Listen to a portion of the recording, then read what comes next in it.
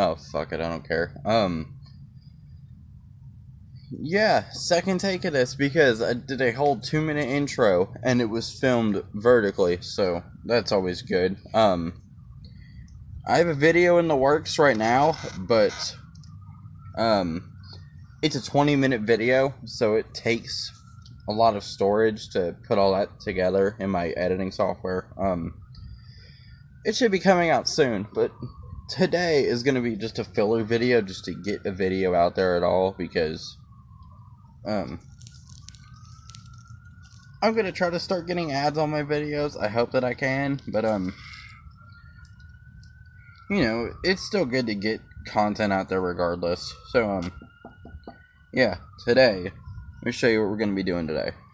So, if you guys remember, well, you don't because the video isn't out yet, but I came outside to try to start this thing the other day to find that bolt right here, this bolt, I'm pretty sure, that bolt right there, had come unscrewed.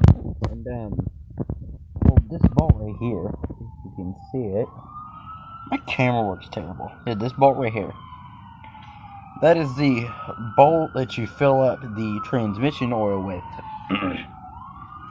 And there's a bolt down here, it's the drain bolt. It's right here. You can't see it, it's fine. But yeah, this bolt had come undone and it smelled like gear oil, which is pretty bad because I tipped the moped. It was sitting on its kickstand, sitting this way, and I tilted it straight and some fluid came out of this general area. I'm hoping that it came out of this because the clutch is getting replaced anyways. I don't really care if it gets soaked and rusted.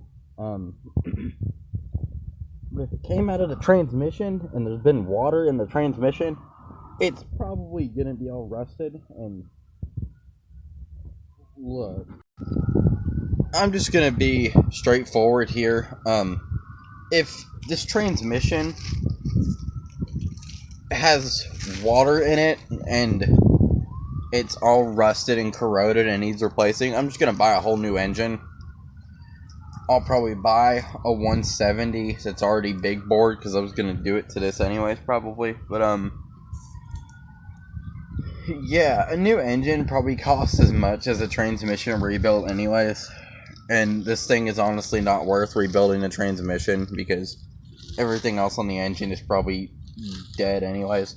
Well, in the transmission, this whole area is pretty bad, but the engine itself is fine. But yeah, so today we're going to be changing the transmission oil in this. Alright, here's my setup. I got the gear oil right here. It's been sitting outside, but I looked down into it and there might be like a very tiny bit of water, but I can't see it.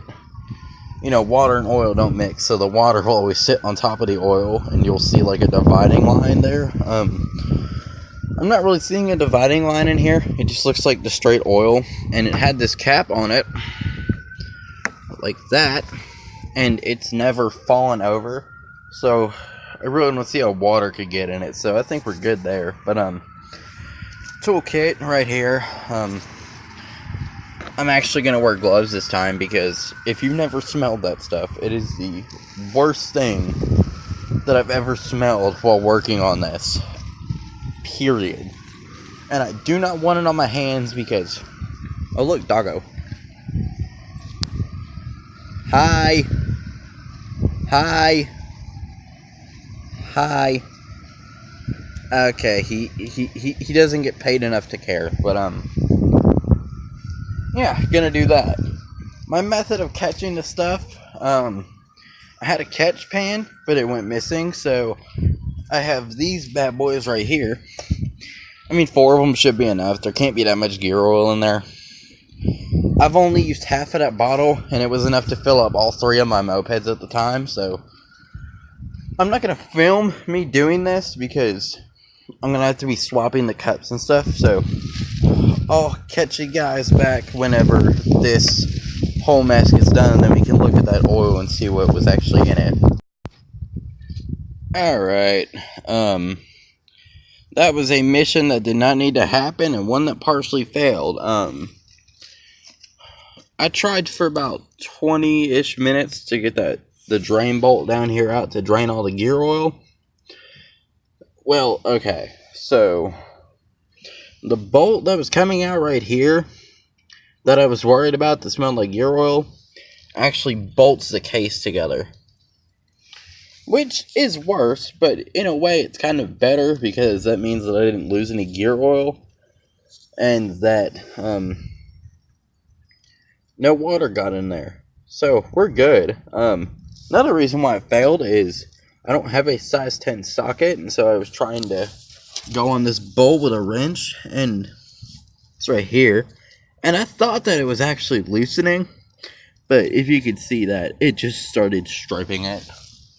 Because I felt it turning, and I thought it was turning, but it was just stripping it. It's not that badly stripped, but it's bad enough to where I don't want to keep, going on it, because it'll just strip out to where I can't get it out, period. And that's if it was a small bolt, I really wouldn't care, but it's a size 10, and it's a pretty big bolt, and I don't want to have to get it cut out, so yeah, that's kind of where I'm at on that. All these tools here, and I don't have a size 10 socket. That amazes me. It's probably in this backyard somewhere. I'll probably find it in like 2 years or something. I don't know. So I thought I would give you guys like a mini update on this thing and show you exactly what's wrong with it. So here we go. Dr. Moped Mode right here. Alright, I got my flashlight. This is the CVT cover right here. This is your variator, which is attached to the output shaft on the engine. I mean, you had the transmission, but you're not going to even need to know really about that unless you go into like high-end modifying your shit. If you look at the variator actually moves like it's supposed to. It looks really cleaned in there. There is this ring right here, if you can see it, where the belt has not touched this part yet, but honestly I don't really care. If I can show you, which I probably can, the variator actually freely turns. It's just not turning because the clutch is stuck. This is the clutch right here. The nut on the variator is rusted, but I'm not really worried about that because it's not like that badly rusted. And if we look behind it, there is a gear back there. That's probably the kickstart gear. Let me make this a bit bigger. There's a gear back there, if you could see it, but I don't think that the variator's bad at all. What I think is bad is the clutch. So if you just look at this clutch, it's kind of rainbowed a little bit from where it's gotten so hot, which is a common thing, I think, but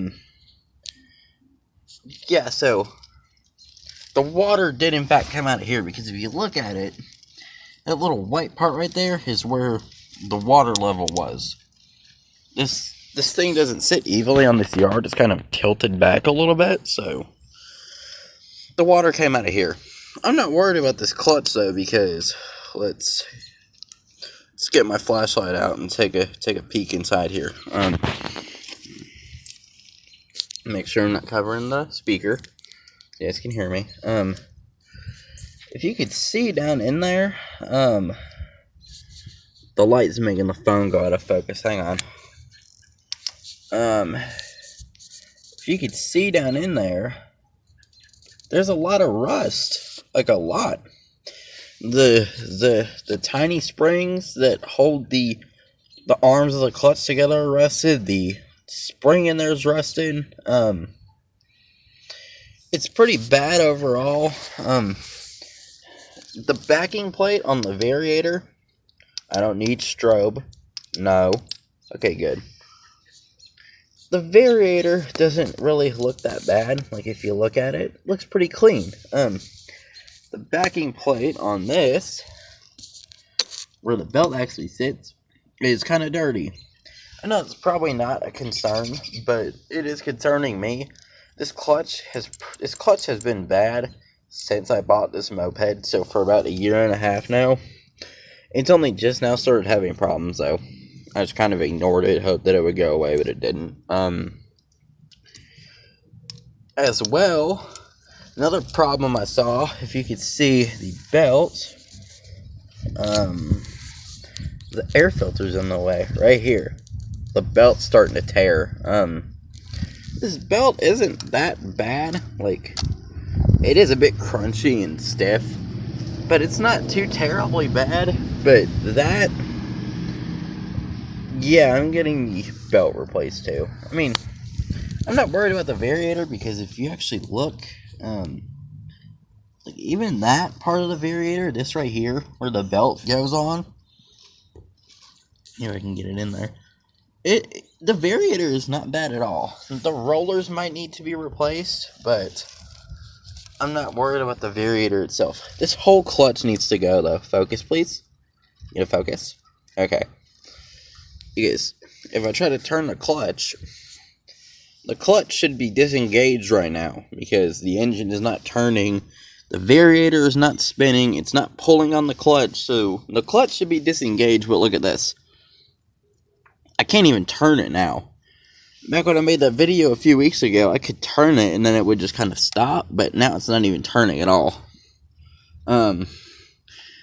Yeah, so clutch needs to be replaced I don't think it's because of the gear oil, because I mean, I don't see any way, because this just bolts the transmission together, and that mark being on the clutch, the water line, kind of backs up my suspicion that it was coming from the crankcase. So, and it did make a weird clattering noise when I tried to start it the other day. I think that might be the springs in this not working right, so. Yep, and then we look over here in this. I actually cleaned it a few days ago. No, a few weeks ago, but I haven't driven it. It's already kind of dirty again. So, what I'm thinking is the water probably drained out of here. If we look at that again, it drained out of here somewhere. I don't think that was gear oil coming out of the transmission. If I can find a size 10 socket, I will actually try to check it, but I can't find one, and that was just bolting the transmission together. And I took it apart and looked at it. It did smell like gear oil, but it doesn't look like the case is split that much, so I think we'll be good there.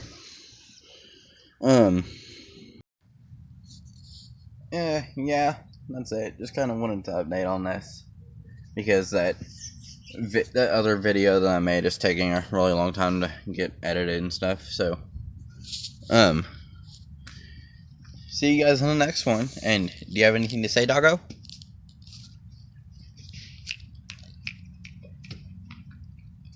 I don't pay you to sit around and play. Come here. Come here. Come here. Please. I have food. I have food. Yes. Yes. Food. Foodies. Come here. Come here. Now.